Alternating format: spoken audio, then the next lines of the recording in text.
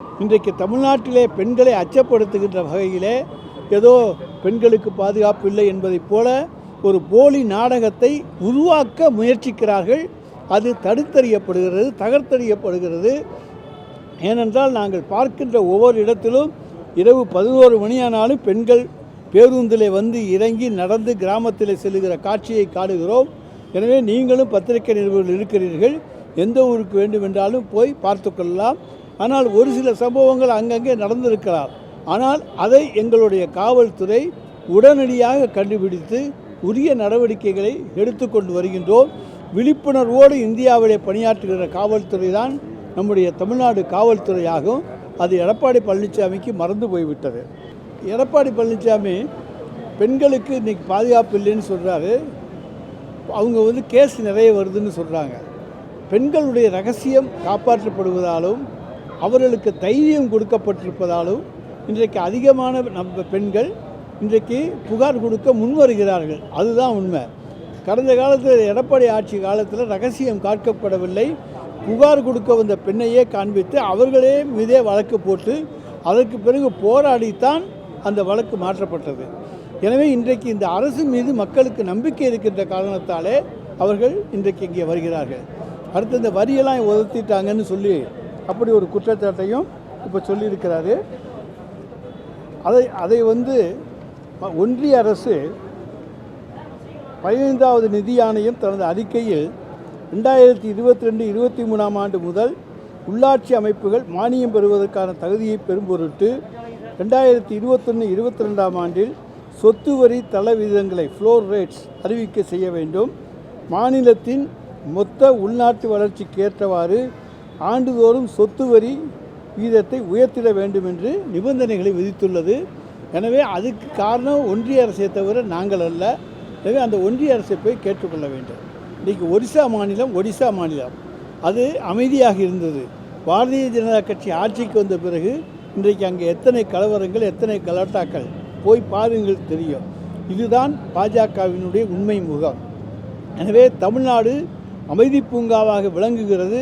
இங்கே எந்த விதமான அதிருப்திகளுக்கும் இடமில்லை. எனவே தான் இன்றைக்கு திராவிட மாடல் ஆட்சியை மக்கள் எதிர்பார்த்து கொண்டிருக்கிறார்கள்.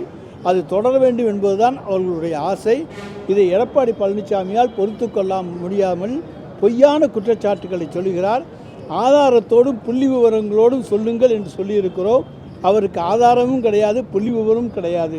எனவே அதை சொல்லுங்கள். இந்த ஆட்சியிலே பாலியல் வன்கொடுமை நடக்காத நாளே இல்லை. இன்றைக்கு கிருஷ்ணகிரியில் 2 வயது குழந்தையை கூட விட்டு வைக்கலை. திராவிட முன்னேற்ற கழக கட்சியை சேர்ந்த ஒருவர் 2 வயது பச்சிளம் குழந்தையை பாலியல் சீண்டல் ஆளாக்கி கொலை செய்யப்படுகின்ற நிகழ்வு இந்த ஆட்சியிலே தான் பார்க்கப்படுகிறது. நாமக்கல் மாவட்டம் குமராபாளையத்தில் வீதியிலே விளையாடி கொண்டிருந்த 9 வயது சிறுமியை ஒரு காம கொடுகிறன் அந்த சிறுமியை அழைத்து சென்று பாலியல் வன்கொடுமை செய்யப்பட்ட காட்சி தொலைக்காட்சியிலே நாம் பார்த்தோம். இதையெல்லாம் எந்த அளவுக்கு இந்த ஆட்சியிலே கொடுமை நடந்து கொண்டிருக்கின்றதை நாம் எண்ணி பார்க்க வேண்டும். இன்றைக்கு மதுராந்தகம் அருகிலே 2 சக்கர வாகனத்திலே சென்று கொண்டிருந்த ஒரு பெண்மணியை சில பேர் கடத்தி சென்று பாலியல் வன்கொடுமை செய்கின்ற நிகழ்வு இந்த ஆட்சியிலே தான் பார்க்கப்படுகிறது. அண்மையிலே 3 நாட்களுக்கு முன்பு தூத்துக்குடி மாவட்டம் விளாத்திக்குளம் பகுதியிலே பள்ளியிலே படிக்கின்ற மாணவி, அந்த மாணவியை கடத்தி சென்று பாலியல் வன்கொடுமை செய்து கொலை செய்கின்ற ஒரு துர்ப்பாக்கியமான ஆட்சி இந்த ஆட்சியிலே பார்க்கப்படுகிறது.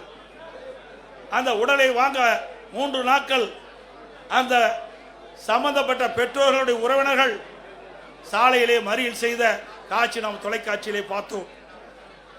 அதே போல அண்ணா நகரிலே ஒரு சிறுமி பாலியல் சீண்டலுக்கு ஆளாக்கப்பட்டு நீதிமன்றம் மாநில காவல்துறை விசாரிக்கப்பட்டால் நியாயம் கிடைக்காது என்று சிபிஐ விசாரிக்க வேண்டும் என்று தீர்ப்பளிக்கப்பட்டது. அதை எதிர்த்து வெக்கங்கட்ட அரசு உச்சநீதிமன்றத்தில் மேல்முறையீடு செய்கிறது. அப்படி என்றால் கொலை குற்றவாளிகளை இந்த அரசு எப்படி பாதுகாக்குது என்பதை நாம் எண்ணி பார்க்க வேண்டும். அதே போல கள்ளக்குறிச்சியிலே கள்ளச்சாராய் அருந்தி சுமார் 68 பேர் மரணம் அடைந்தார்கள். அதற்கு ஆளுங்கட்சி சேர்ந்தவர்கள் துணை நின்ற காரணத்தினாலே ஆளுங்கட்சியில் இருக்கின்ற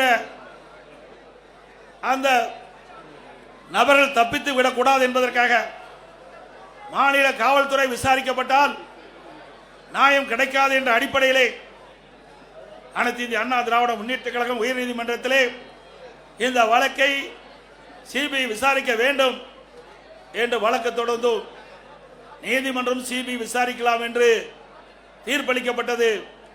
ஆனால் இந்த விடியா திமுக அரசு உச்ச நீதிமன்றத்திலே மேல்முறையீடு செய்தது. இதிலிருந்து நாம் பார்க்க வேண்டும், குற்றவாளிகளுக்கு துணை நிற்கின்ற அரசாங்கமாக திரு ஸ்டாலின் அரசு செயல்பட்டது என்பதை நிரூபணமாக இருக்கின்றது. அதேபோல அண்ணா பல்கலைக்கழகத்திலே மாணவி பாலியல் சீண்டலுக்கு ஆளாக்கப்படுகிறார். அதிலே ஒரு அமைச்சர் திமுக கட்சி சேர்ந்தவர்கள் எல்லாம் ஈடுபட்டிருக்கின்றார்கள். ஆனால் அந்த வழக்கு நீத்து போகின்ற அளவுக்கு இன்றைய நிலைமை இருக்கின்றது. மீண்டும் அண்ணா திமுக ஆட்சி மலரும், இதை தூசி தட்டி எடுக்கப்பட்டு உண்மை குற்றவாளிகளை சட்டத்தின் முன் நிறுத்தப்படுவார்கள். அதோடு இன்றைக்கு திராவிட முன்னேற்ற கழக ஆட்சி அமைந்த பிறகு 2026 மொத்த கொலைகள் 110 கொலைகள் இந்த ஆண்டு மட்டும் நடந்திருக்குது. பிப்ரவரி 2026 மொத்த கொலைகள் எண்ணிக்கை 84, மார்ச் 17 எண்ணிக்கை 52, கடந்த 75 நாட்களில் நடந்த மொத்த கொலை எண்ணிக்கை 246 கொலைகள் நடக்குது. கொலைகள் நடக்காத நாளே இல்லை. இந்த ஆட்சி பொறுப்பேற்றது மக்களுக்கு பாதுகாப்பு இல்லை, இன்றைக்கு சிறுமிகளுக்கு பாதுகாப்பு இல்லை, பெண்களுக்கு பாதுகாப்பு இல்லை, ஒட்டுமொத்த தமிழ்நாட்டு மக்களுக்கே பாதுகாப்பு இல்லாத ஒரு சூழ்நிலை நிறைந்த மாநிலம் தமிழ்நாடு. இன்றைக்கு கடந்த ஒரு இடத்தில் நடந்த கொலைகள் எண்ணிக்கை மட்டும் 1408. இதை அதிகாரிகளை வைத்து இன்றைக்கு பேட்டி கொடுக்குறாங்க. ஏன் ஆட்சியாளர்கள் பேட்டி கொடுக்க முன் வரல? ஏன்னா அவ்வளவு பிரச்சனை இந்த ஆட்சியில் இருக்கின்ற காரணத்தினால அவர்களால் முன் வந்து இந்த செய்தியை மக்களிடத்திலே தைரியமாக சொல்ல முடியாத ஒரு அவல ஆட்சி திமுக பார்க்கப்படுகிறது என்பது நேரத்தில் தெரிவிக்க விரும்புகின்றேன். அது மட்டுமல்ல, இன்றைக்கு லாக்அப் மரணம் சிந்திச்சு பாருங்க. சிவகங்கை மாவட்டம் கோயில் காவலாளி அஜித்குமார் ஒரு திருட்டு வழக்கில் வேண்டுமென்றே திட்டமிட்டு அவர் மீது வழக்கு பதிவு செய்யப்பட்டு அவர் கஸ்டடியிலே கொலை செய்யப்பட்டுகின்ற நிகழ்வு இந்த ஆட்சியிலே தான் பார்க்கப்படுகிறது. ஆகாஷ் லாக்அப் மாறணும், அவர்களும் இன்றைய நிலையில் இந்த ஆட்சியாளர் கொடுமையால் இன்றைக்கு அந்த உயிரை நாம் இழந்திருக்கின்றோம். இன்றைக்கு திராவிட முன்னேற்ற கழகம் 2021 சட்டமன்ற பொதுத் தேர்தலில் சுமார் 525 அறிவிப்புகள் வெளியிட்டாங்க. 1% அறிவிப்புகள் கூட 1/4 அறிவிப்பு கூட இதுவரைக்கும் நிறைவேற்றப்படவில்லை. அத்தனையும் பொய். இன்றைக்கு ஸ்டாலின் சட்டமன்றத்திலும் இன்றைக்கு ஊடகத்திலும் அவர் பேசுகின்ற பொழுது, கருத்துக்களை சொல்லுகின்ற பொழுது, திராவிட முன்னேற்ற கழகம் 98% அறிவிப்புகள் நிறைவேற்றப்பட்டதாக ஒரு பச்சை பொய்யை இன்னைக்கு மக்களிடத்திலே சொல்லிக் கொண்டிருக்கின்றார். அத்தனையும் பொய். மக்கள் புரிந்து கொண்டார்கள். இந்த ஆட்சியை விரட்டி அடிக்க மக்கள் முன் வந்து விட்டார்கள். இன்றைக்கு கொடுக்கப்பட்ட வாக்குறுதியை நிறைவேற்றாத காரணத்தினாலே அரசு ஊழியர்கள் வீதியிலே வந்து போராடக்கூடிய சூழ்நிலைக்கு தள்ளப்பட்டார்கள். அதே போல தூய்மை பணியாளர்கள் எப்படி கொடுமைப்படுத்தினார்கள் இந்த ஆட்சியை என்பது அத்தனை பேருக்கும் தெரியும். ஊடகத்திலும் பத்திரிகையிலும் பார்த்தோம். அப்படி தூய்மை பணியாளர்களையும் கொடுமைப்படுத்திய அரசாங்கம் விடியா திமுக அரசும். அதே போல கொடுக்கப்பட்ட வாக்குறுதியை நிறைவேற்ற வேண்டும் என்று பகுதி நேர ஆசிரியர்கள், சத்துணவு அமைப்பாளர்கள் வீதியிலே வந்து போராடுகின்ற நிலை இந்த ஆட்சியிலே பார்க்கப்பட்டது என்ற செய்தி இந்த நேரத்தில் தெரிவித்து, இன்றைக்கு இவ்வளவு பிரச்சனைக்கு காரணம் சட்ட ஒழுங்கு நிரந்தர டிஜிபி நியமிக்கல. கிட்டத்தட்ட 9 மாத காலமாக நீதிமன்றம் குறிப்பிட்டு கூட இன்னும் தமிழகத்தில் ஒரு நிரந்தர சட்ட ஒழுங்கு டிஜிபியை நியமிக்க முடியாத ஒரு திராணற்ற அரசு விடியா திமுக அரசாங்கம் என்பதை நேரத்தில் தெரிவித்து, இனியாவது பத்திரிகையாளர் ஊடக நண்பர்களும் தகுதியுமா செய்தி போடுங்க. இத்தனை நாள் பயந்து இருந்தது போதும்.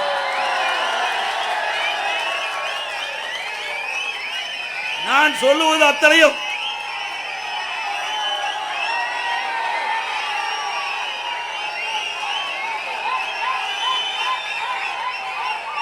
நான் இதுவரைக்கும் சொன்ன செய்திகள் அத்தனையும் பத்திரிகையிலும் ஊடகத்திலும் வந்தவை, நாங்களாக தெரிவித்து சொல்லவில்லை.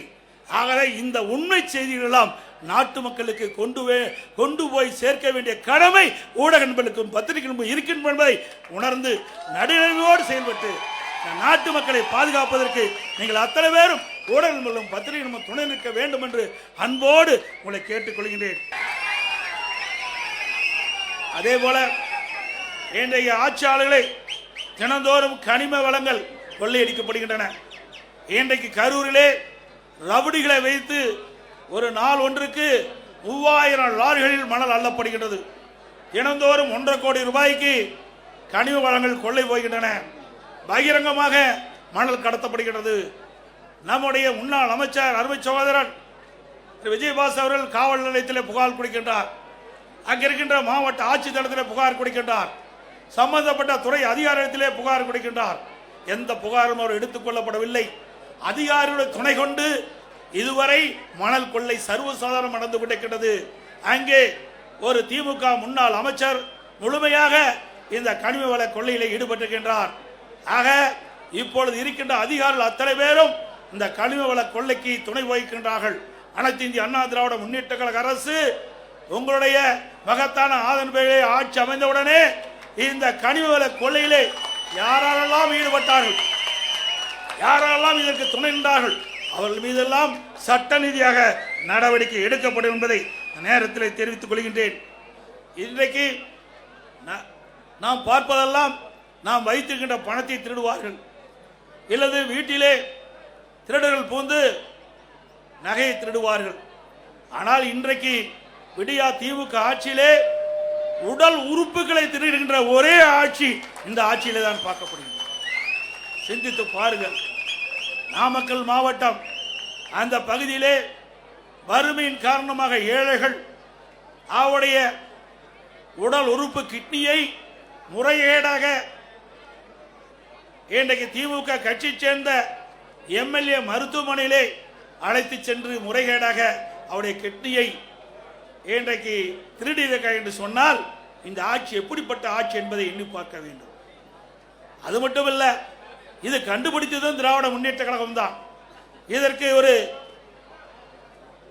குழு போட்டதும் திராவிட முன்னேற்ற கழகம் தான். ஆக இதையெல்லாம் கண்டுபிடித்த பிறகு சட்ட ரீதியாக இந்த மருத்துவமனை மீது எந்த நடவடிக்கை எடுக்கப்படவில்லை. ஆக அதிமுக ஆட்சி மலர்ந்தவுடன் இந்த கிட்னி முறைகேட்டில் ஈடுபட்ட அந்த மருத்துவமனை சம்பந்தப்பட்டவர்கள் மீது சட்ட ரீதியாக அதிமுக அரசு நடவடிக்கை எடுக்கப்படும். இது எவ்வளவு கொடுமையானது. நாட்டிலே பாதுகாப்பு கொடுக்கக்கூடிய ஒரு அரசாங்கம் அந்த ஆளுங்கட்சி சேர்ந்த எம்எல்ஏ மருத்துவமனையிலே இப்படிப்பட்ட கொடுமையான நிகழ்வு நடைபெற்று என்று சொன்னால் இந்த ஆட்சி எப்படிப்பட்ட ஆட்சி என்பதை மக்கள் எண்ணி பார்க்க வேண்டும். இன்றைய தினம் அமைச்சரவையில் இடம்பெற்றிருக்கின்ற ஒரு துறை நகர்ப்புற வளர்ச்சித்துறை, குடிநீர் வழங்கத்துறை. அந்த துறையிலே அமலாக்கத்துறை இன்றைக்கு ஆய்வு செய்யப்பட்டு சோதனையிடப்பட்டு அந்த சோதனையிலே கிடைக்கப்பட்ட ஆதாரத்தின் அடிப்படையிலே இவர்கள் மீது நடவடிக்கை எடுக்க வேண்டும் என்று அரசுக்கு காவல்துறை, உயர்ந்த காவல்துறைக்கு அறிக்கை அனுப்பப்படுகிறது. 3 முறை அறிக்கை அனுப்பப்பட்டது அமலாக்கத்துறையின் மூலமாக. இதுவரை நடவடிக்கை எடுக்கப்படவில்லை. இன்றைக்கு இந்த துறையைச் சேர்ந்த அமைச்சர்கள், இந்த துறையைச் சேர்ந்த அதிகாரிகள் மீது இன்றைக்கு அந்த அமலாக்கத்துறை ஆதாரத்தோடு கண்டுபிடிக்கப்பட்ட அறிக்கையின் அடிப்படையிலே அங்கே முதல் தகவல் அறிக்கை பதிவு செய்யப்பட வேண்டும். ஆனால் இதுவரை செயல்படவில்லை. உடனடியாக அனைத்து இந்திய அண்ணா திராவிட முன்னேற்ற கழக கட்சி உயர்நீதிமன்றத்தில் வழக்கு தொடரப்பட்டு நீதி அரசர் இன்றைக்கு அமலாக்கத்துறை ஆதாரத்தோடு கண்டுபிடிக்கப்பட்டுகின்றது. அந்த ஆதாரத்தின் அடிப்படையிலே அரசு இன்றைக்கு எஃப்ஐஆர் போட வேண்டும் என்று தீர்ப்பு வழங்கப்பட்டது. இதுவரை அந்த உயர்நீதிமன்ற தீர்ப்பை கூட அமுல்படுத்தாமல் புறக்கணிக்கின்ற அரசு திரு ஸ்டாலின் தலைமையில் இருக்கின்ற அரசாங்கம் என்பதை நேரத்தில் நினைவு கொள்ள வேண்டும். அது மட்டுமல்ல, இன்றைக்கு எங்கே பார்த்தாலும் இன்றைக்கு டாஸ்மாக் கொள்ளை. இன்றைக்கு தமிழகம் முழுவதும் 6000க்கும் மேற்பட்ட மதுக்கடைகள் இருக்கின்றன. அந்த மதுக்கடையிலே சுமார் ஒரு நாளைக்கு 1.5 கோடி பாட்டில் விற்பனை ஆகின்றது. டாஸ்மாக் கடையிலே ஒரு பாட்டிலுக்கு 10 ரூபாய் என்று விலை நிர்ணயிக்கப்படுகின்ற பொழுது ஒரு நாளைக்கு 1.5 கோடி பாட்டில் டாஸ்மாக் கடையிலே விற்பனை மூலமாக ஒரு நாளைக்கு 15 கோடி ரூபாய் இந்த டாஸ்மாக் நிறுவனத்தின் மூலமாக முறையீடாக கொள்ளையடிக்கின்ற அரசு இந்த அரசு ஒரு மாதத்திற்கு 450 கோடி, வருடத்திற்கு 5400 கோடி, இந்த 5 ஆண்டு காலத்தில் சுமார் 24,000 கோடி இந்த டாஸ்மாக் பாட்டில் விற்பனையில் மட்டும் முறையீடாக நடைபெற்ற பணம் கொள்ளையடிக்கப்பட்டுகின்றது. அதோட இன்றைக்கு இந்த ஆட்சி பொறுப்பேற்ற பிறகு எல்லா பொருளும் விலை உயர்ந்து விட்டது.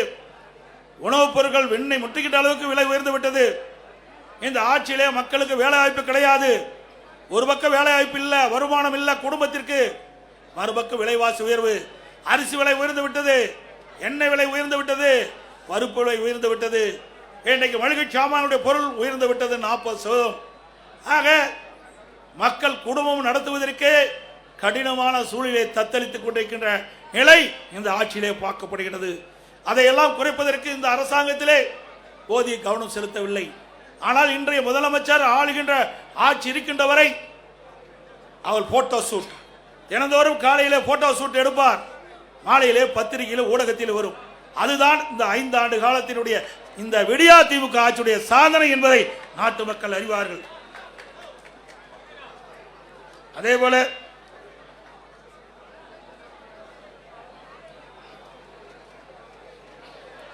இந்த ஆட்சி பொறுப்பேற்ற பிறகு மின் கட்டணம் பல மடங்கு உயர்ந்து விட்டது. சென்னை மாநகர மக்கள் எண்ணி பார்க்க வேண்டும். அனைத்து இந்திய அண்ணா திராவிட முன்னேற்ற கழக ஆட்சியில் இருந்த மின் கட்டணத்தை விட திராவிட முன்னேற்ற கழகம் ஆட்சிக்கு வருவது பன்மடங்கு மின் கட்டணத்தை அதிகரித்திருக்கின்றது. அண்ணா திமுக ஆட்சியிலே 1000 ரூபாய் மின் கட்டணம் செலுத்துவோர் என்றால் இப்பொழுது 2500 ரூபாய் மின் கட்டணம் செலுத்த வேண்டிய சூழ்நிலை ஏற்பட்டிருக்கிறது.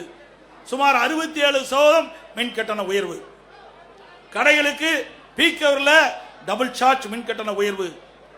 ஆண்டுக்கு 5% மின் கட்டண உயர்வு என்று அறிவிக்கப்பட்டு இந்த அரசு மக்களை வாட்டி வதைக்கின்றது. அதே போல வீட்டு வரி 100% உயர்த்தப்பட்டது. இன்றைக்கு 1000 ரூபாய் வீட்டு வரி செலுத்துகின்றவள் இன்றைக்கு 2000 ரூபாய் வீட்டு வரி செலுத்த வேண்டும் மாநகர பகுதியிலே. அதோட கடைக்கு அண்ணா திமுக ஆட்சியிலே 1000 ரூபாய் நீங்கள் கடை வரி செலுத்த வேண்டும் இருந்தால் இப்பொழுது 2500 ரூபாய் கடைக்கு வரி செலுத்த வேண்டும். அது மட்டும் இல்லாமல் ஆண்டுக்கு 6% இந்த வரிகள் உயர்த்தப்படுகின்றன. இதனால் மக்கள் மீது மிகப்பெரிய வரி சுமையை சுமத்திய அரசாங்கம் திரு ஸ்டாலின் அரசாங்கம் என்பதை நேரத்தில் தெரிவிக்க விரும்புகின்றேன். அதே போல கட்டிடம் கட்டுகின்ற அனுமதி கிட்டத்தட்ட பன்மடங்கு உயர்த்தப்பட்டுகின்றது, 2 மடங்கு உயர்த்தப்பட்டுகின்றது. 1000 சதுரடி கட்ட வேண்டும் என்று சொன்னால் அண்ணா திமுக ஆட்சியில் இருந்ததை விட இப்பொழுது இருக்கின்ற விடியா திமுக ஆட்சியில் பிளான் அப்ரூவ்டுக்கு மாநகராட்சி பகுதியில் 3 மடங்கு அதிக கட்டணம் வசூல் செய்யப்படுகிறது. அதே போல கட்டுமான பொருட்கள் சிந்திக்க வேண்டும், கடுமையாக உயர்ந்து விட்டது. திராவிட முன்னேற்ற கழக தேர்தல் அறிக்கையிலே குறிப்பிட்டிருந்தார்கள், கட்டுமான பொருட்கள் விலை ஏறுகின்ற பொழுது அதை அத்தியாவசிய பட்டியலில் சேர்க்கப்பட்டு விலை கட்டுப்பாட்டுகள் கொண்டு வரப்படும் என்று நான் சட்டமன்றத்திலே இன்றைக்கு அந்த துறையுடைய அமைச்சரை கேட்டேன். நீங்கள் இப்பொழுது கட்டுமான பொருட்கள் விலை உயர்ந்து விட்டது, நீங்கள் கூறியவாறு நீங்கள் அறிவித்தவாறு கட்டுமான பொருட்கள் விலை உயர்கின்ற பொழுது தேர்தல் அறிக்கையிலே குறிப்பிட்டீர்களே அத்தியாவசிய பட்டியலில் இதை சேர்க்க வேண்டும் என்று குறிப்பிட்டேன். பதிலே இல்லை. இன்னைக்கு சிந்தித்து பார்க்க வேண்டும். கட்டுமான பொருட்கள் கட்டுக்கடங்காத விலையாக உயர்ந்து விட்டது. கம்பி டன் 40,000 ரூபாய்க்கு அண்ணா திமுக ஆட்சி இன்றைக்கு 60,000 ரூபாய்க்கு விற்கிது. சிமெண்ட் ஒரு மூட்டை அண்ணா திமுக ஆட்சியில் 240, இன்னைக்கு 340 ரூபா. அதுபோல எம்சாண்ட் 3000 ரூபாய்க்கு வித்த எம்சாண்ட் 5500 ரூபா. ஜல்லி ஒரு யூனிட் 2000 ரூபாய்க்கு வித்தது, இன்றைய தினம் 6000 ரூபாய்க்கு விற்கிறது. இப்படி பன்மடங்கு கட்டுமான பொருட்களுடைய விலை உயர்ந்தனால கட்டுமான தொழில் கடுமையாக பாதிக்கப்பட்டது. லட்சக்கணக்கான தொழிலாளர்கள் பாதிக்கப்பட்டார்கள். இன்றைக்கு வீடு கட்டுகின்றவர்கள் மிகுந்த வேதனைக்கு உட்பட்ட நிலை இன்றைக்கு உருவாக்குகிறது. அது மட்டுமல்ல, ஸ்டாலின் எப்பொழுது பார்த்தாலும் சொல்லுகிறார் இந்தியாவிலேயே முதல் மாநிலம் தமிழ்நாடு என்று சொல்லுகிறார். எதில் முதல் மாநிலம்? கடன் வாங்குவதிலே முதல் மாநிலம் தமிழ்நாடு. அத்தனை பேர் கடன்காரனா ஆக்குனது திமுக ஆட்சியில மறந்துவிடக் கூடாது. இந்த கடனெல்லாம் நாம் தாம் அடைக்க வேண்டிய சூழ்நிலைக்கு தள்ளப்பட்டிருக்கும் என்பதையும் எண்ணி பார்க்க வேண்டும்.